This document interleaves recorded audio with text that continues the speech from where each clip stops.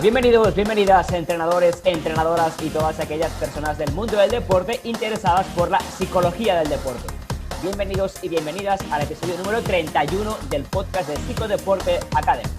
Hoy es lunes 27 de enero de 2020, yo soy Saúl Alcaraz y tenemos, como siempre, en el otro lado, Aritz Olagoy. Aritz, ¿qué tal? Buenas tardes. Hola Saúl, muy buenas tardes. El podcast donde hablaremos de psicología del deporte en sus amplias y diferentes vertientes, formación en psicología del deporte, estrategias psicológicas para aumentar el rendimiento y mejorar nuestro bienestar como entrenadores y entrenadoras. Ayer Aritz nos golpeó la trágica noticia del fallecimiento de Kobe Bryant, considerado uno de los mejores jugadores de baloncesto de la historia.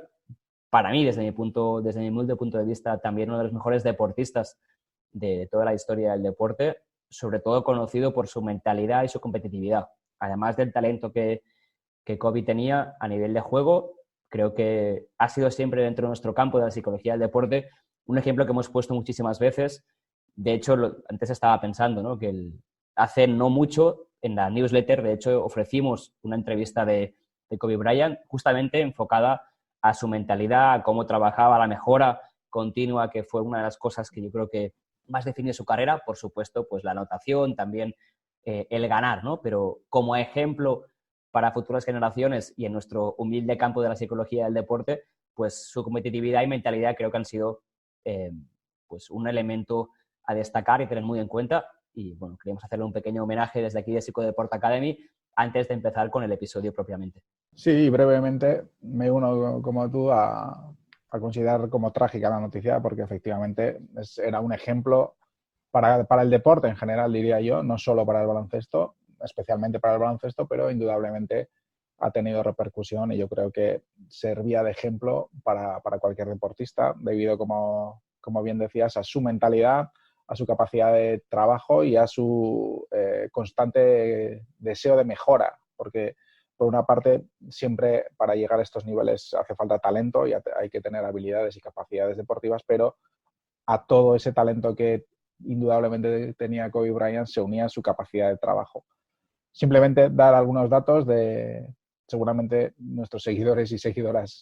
ya sabrán muchos de estos datos, pero bueno, para recordarlo hemos considerado necesario pues recordar que ha sido 5 veces campeón de la NBA, 2 veces campeón en los Juegos Olímpicos con el oro olímpico, eso a nivel colectivo, y además a título individual también ha sido 2 veces MVP de las finales de la NBA en los años 2009-2010, 18 veces All-Star, es decir, se mantuvo durante 18 años en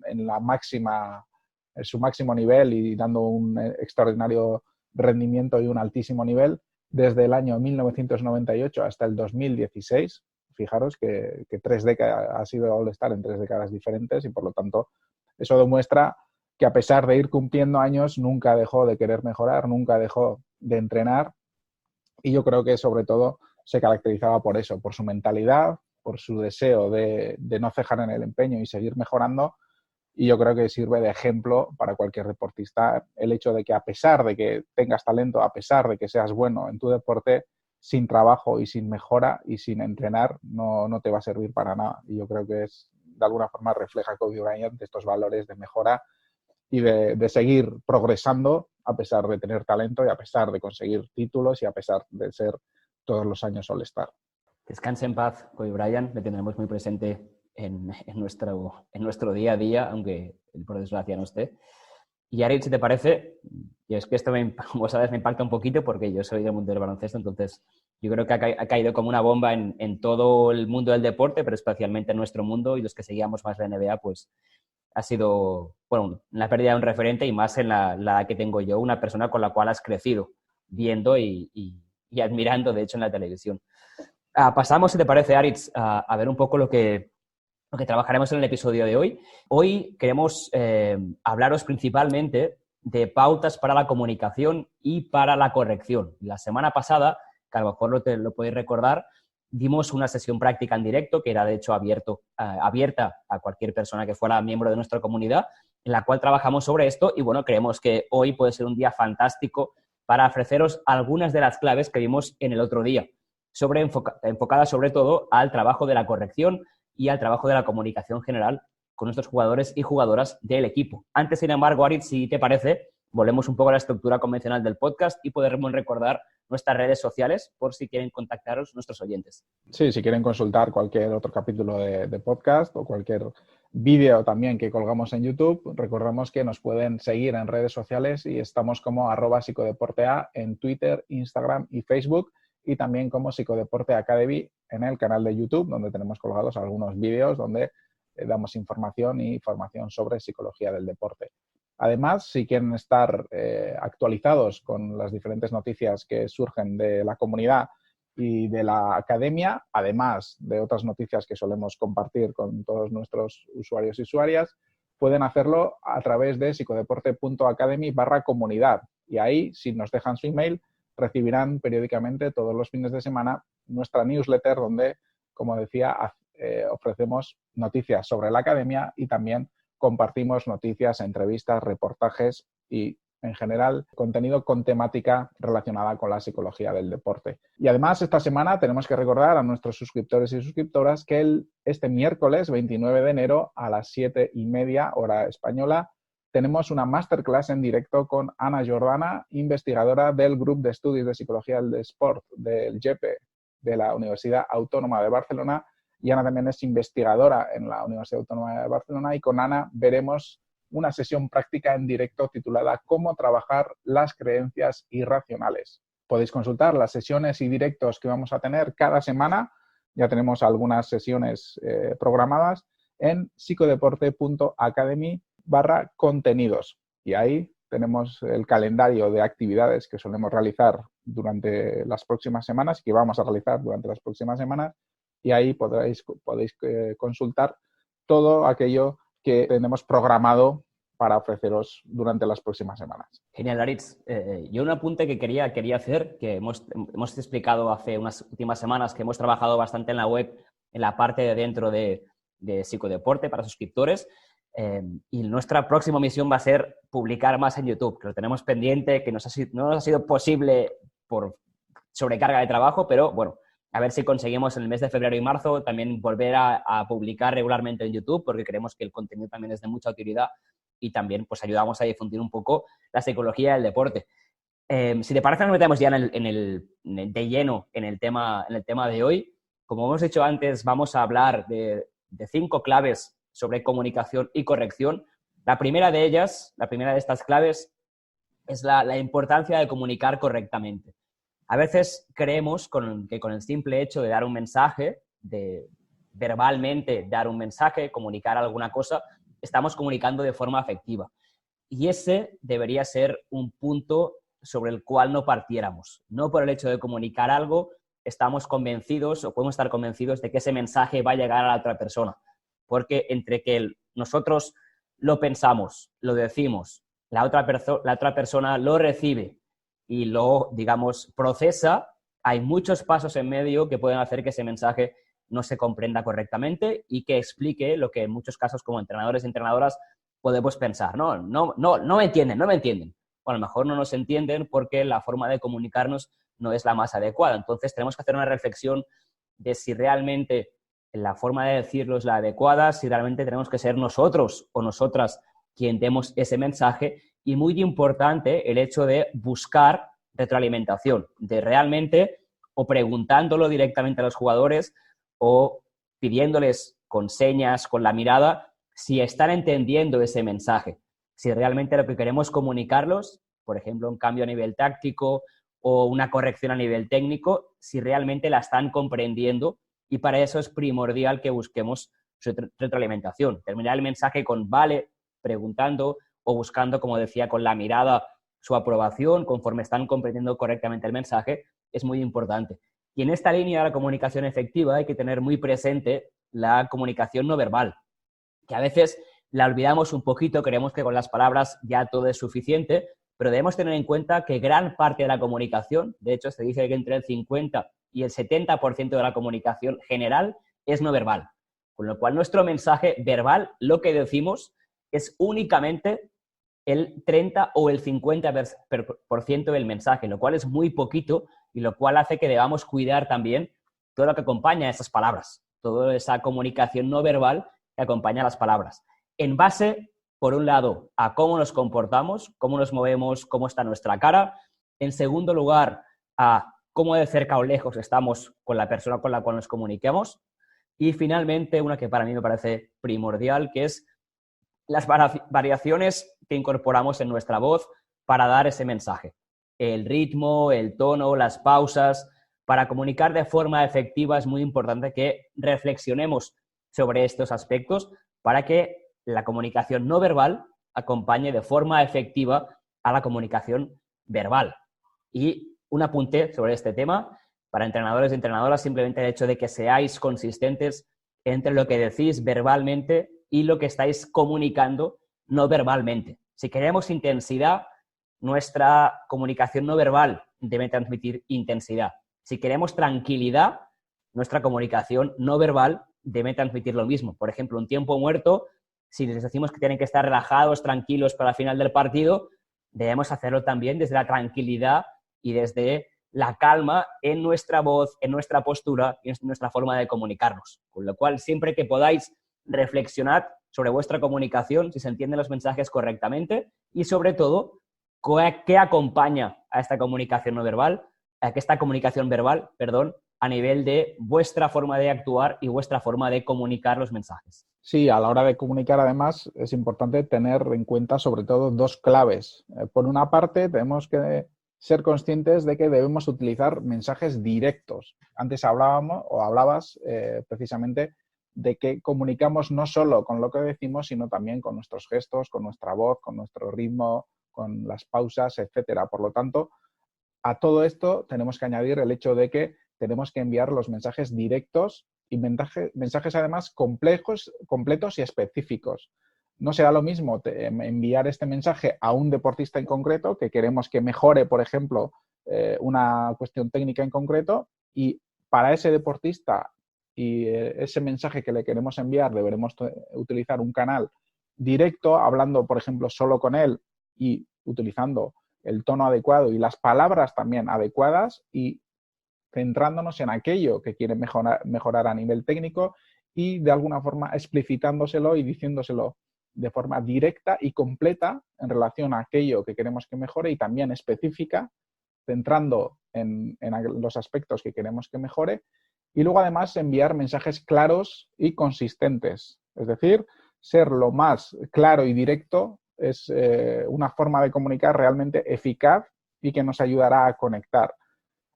Los humanos, por regla general, solemos darle muchas vueltas a la cabeza y en los grupos deportivos también, en los equipos deportivos, en función del rol de cada deportista, en función de cuál es su estado de forma en ese momento. Hay muchas situaciones y muchos contextos concretos que pueden llevar a los deportistas a imaginarse cosas, a intuir cosas, a de alguna forma tener una visión de nosotros como entrenadores y entrenadoras, y para intentar llegar al deportista será importante, por lo tanto, utilizar mensajes directos, mensajes completos y mensajes específicos, sin andar ofreciendo mensajes con segundas intenciones o intuyendo que si digo esto, dejo caer esto, de alguna forma ya va a entender lo que le estoy pidiendo. No funciona así y yo creo que además hoy en día cada vez más el deportista demanda entrenadores francos, entrenadores con honestidad, con cercanía y que realmente trabajen con mensajes reales, directos y que lleguen al deportista. Sí, este último punto, Alex, me parece importantísimo. El hecho de ser honesto en la comunicación y de no plantear las cosas con segundas intenciones, como decías ahora, sino de forma directa y clara, me parece un punto clave. En relación con esto, es también muy buena pauta comunicativa el hecho de enviar mensajes en cierta forma redundantes. Es decir, que no tengamos miedo en repetir los puntos clave. A veces creemos que contar el mensaje una sola vez ya es suficiente, pero no. Tenemos que repetir, no todo, obviamente, pero aquellos puntos que consideramos importantes para hacer un gesto técnico, para hacer un cambio táctico, en una media parte, para plantearnos cómo enfocamos la segunda parte, pues estos puntos que consideramos más importantes, no tengamos miedo en repetirlos 2 o 3 veces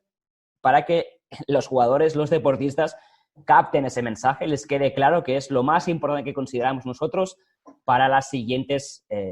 segundos, minutos o partes de la competición. En ese sentido, es muy importante que tengamos también la reflexión, o que hagamos mejor la reflexión, de que nuestros mensajes sean comprensibles para la persona que los está recibiendo. A veces utilizamos lenguaje, palabras, esto en el mundo del baloncesto a veces pasa. Yo, por ejemplo, como entrenador, tuve ese error muchas veces, utilizar palabras que a nivel técnico, por ejemplo en inglés,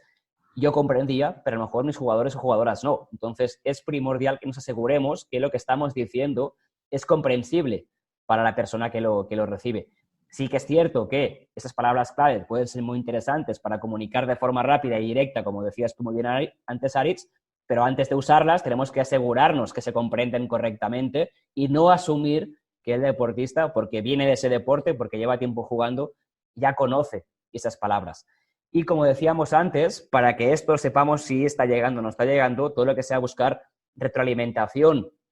y utilizar mensajes que capten la atención de las personas para saber realmente si están comprendiendo lo que les decimos, pues es muy importante, ¿no? El hecho siempre de buscar este feedback, esta retroalimentación para estar seguros de que se ha comprendido y en el caso de que no, como decíamos al principio, repetir la información para que realmente estemos seguros de que está llegando. Así es. Y uno de los aspectos clave también en la comunicación es el hecho de trabajar las correcciones, que es un ámbito más de la comunicación y que de forma específica en el deporte adquiere relevancia a la hora de buscar esa mejora que queremos para nuestros y nuestras deportistas. Y también os queremos ofrecer 2 claves para una corrección eficaz. Y la primera sería trabajar sobre todo la coherencia entre los objetivos de la sesión con aquellos aspectos que vamos a tratar y vamos a trabajar de forma específica en la sesión, la explicación de las tareas, es decir, en función de los objetivos que queramos trabajar en la sesión, adaptar las explicaciones de las tareas también precisamente a estos objetivos, por lo tanto, los mensajes fundamentales y específicos deberán ir dirigidos a ofrecer, a recordar los objetivos de la sesión y su relación con las tareas que queremos desarrollar y con los ejercicios que queremos realizar durante el entrenamiento. Y por lo tanto, una vez que hemos establecido los objetivos de la sesión y las tareas y cómo queremos trabajar estos objetivos a través de los ejercicios, deberemos trabajar también precisamente las correcciones y el feedback para que intenten mejorar y corregir los aspectos que no realicen adecuadamente en función de estos objetivos. Al final todo debe ir unido por los objetivos de la sesión, la explicación de las tareas y los aspectos a corregir. Por ejemplo, si queremos trabajar durante un entrenamiento específicamente la intensidad defensiva, y ese es el objetivo de la sesión, trabajar y centrarnos específicamente en la intensidad defensiva, la explicación de las tareas debe fundamentalmente subrayar la importancia de esta intensidad defensiva y posteriormente también las correcciones y los aspectos que vamos a corregir tienen que estar relacionados sobre todo con esta intensidad defensiva y hacer referencia a aspectos concretos de esta intensidad defensiva. Y el feedback que les ofrezcamos, la retroalimentación también, deberá ir dirigida específicamente a esta intensidad defensiva, dejando a un lado pues, los aspectos igual más técnicos o los aspectos más ofensivos, si lo que hemos planificado para esta sesión precisamente son aspectos de intensidad defensiva. Y a la hora de cerrar la sesión, a la hora de finalizar la sesión, hacer un recordatorio sobre de qué forma se ha trabajado o no esta intensidad defensiva y hacer referencia a que así se han cumplido los objetivos que teníamos en esta sesión de trabajar estos aspectos defensivos o no. Por lo tanto, es importante esta coherencia porque en muchas ocasiones explicamos un objetivo de sesión, explicamos las tareas relacionadas con los objetivos que hemos establecido para la sesión, pero luego en el momento, en la intensidad del entrenamiento y en el momento de corregir, en muchas ocasiones vemos otros errores que pueden estar cometiendo los deportistas y que también nos entran ganas de querer corregirlos también y queremos al final terminar corrigiendo todo, ¿no? Y es importante, y esto lo hemos subrayado en muchas ocasiones, a la hora también de plantear los objetivos de la sesión, que plantear objetivos únicos para toda la sesión o objetivos muy específicos, un objetivo, por ejemplo, para cada tarea. Es una estrategia que podéis utilizar a la hora de preparar las sesiones de entrenamiento, porque en muchas ocasiones, si en una misma tarea queremos trabajar muchos objetivos, será muy difícil que podamos corregir y ofrecer el feedback de todos los objetivos que queramos plantear en una tarea, y serán demasiados objetivos, y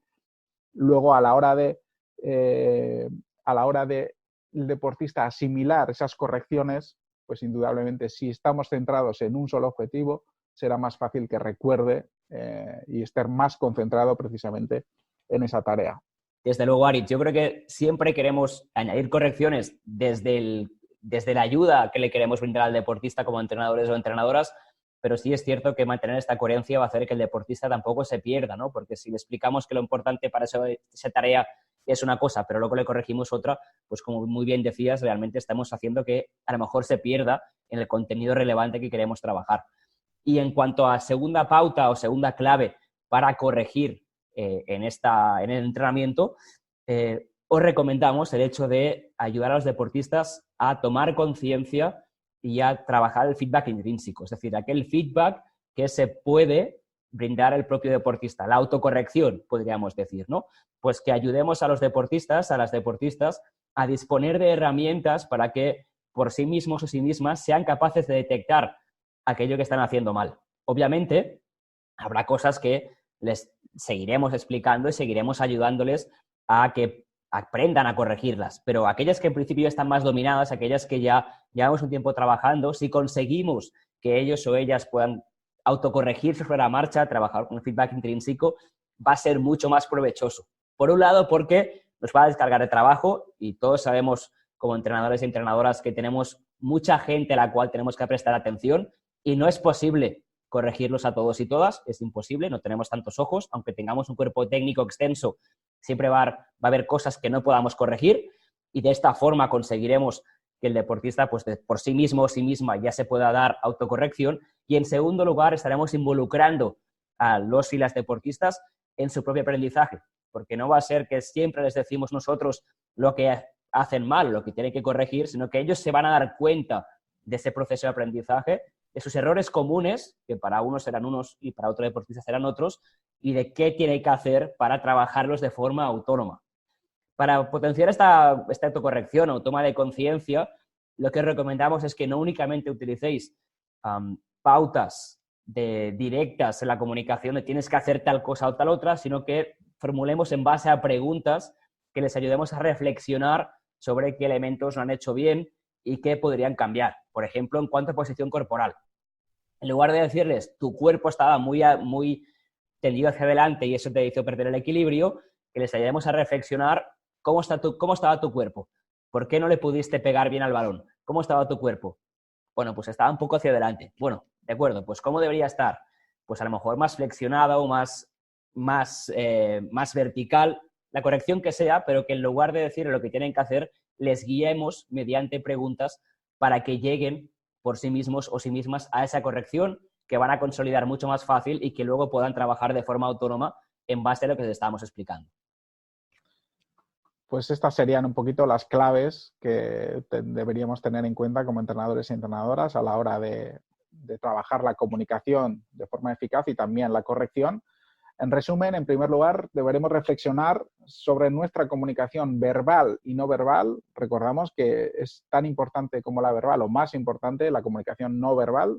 porque investigaciones indican que más entre el 40 y el 70% de la comunicación, de lo que queremos expresar, lo hacemos a través de canales no verbales, es decir, no de lo que decimos, sino sobre cómo lo decimos.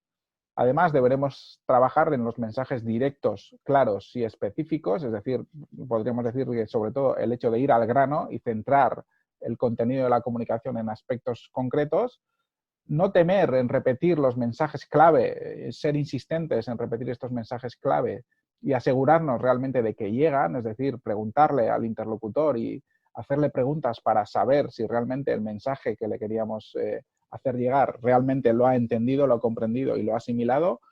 Y por otro lado, a la hora de corregir, en primer lugar, coherencia entre los diferentes aspectos claves del entrenamiento y, en quinto lugar, corregir a través del feedback intrínseco para fomentar, de alguna forma, la autonomía del deportista y que poco a poco sea el propio deportista el que vaya generando su propio aprendizaje y el que vaya siendo consciente de los errores que comete y también, por lo tanto, de intentar corregirlos por él o por ella mismo o misma. Aritz, genial. Pues estos 5 puntos serían nuestros 5 puntos para una comunicación efectiva dentro de Psicodeporte Academy. Sí me gustaría a nuestros oyentes nos hagáis llegar